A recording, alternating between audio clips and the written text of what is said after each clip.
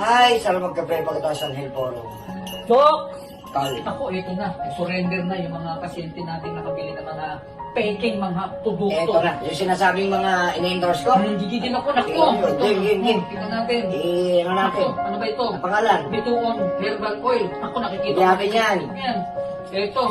Celumina Pro. Selumina Pro, peke. Oh. Hindi natin yan. Ito pa, Cystocure. Peke. Ito pa, CoQ10 Selenium. CoQ10. CoQ10 Selenium. CoQ10 sila nyo, peke. Ako, yung nakamayagpag na DTX 500. Oy, DTX 500, peke. At meron ditong Colon Care Advance. Peke. Another Cystocure. Peke. Na, Okay. Pare ko i-check natin may ito ha. Ano bang bakit? Oh. Kasi dito natin malalaman bakit lumalabas na in-endorse ko to. Tingnan natin. Unang-una, sige pag, na. pag sinilip mo, ayan. 1, 2, 3, Oh, ilan na to? 5. 5. Anim. Ito, 6. Ano, parehas to. Pero kahit na. 5, oh. Kung Tingnan mapapansin natin. natin. Mga kaibigan, ayan o. Pare-parehas ang laman.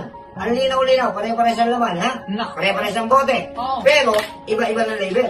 Oo. Wow! Ang galing mameke, no? Tapos, eto pa, matindi.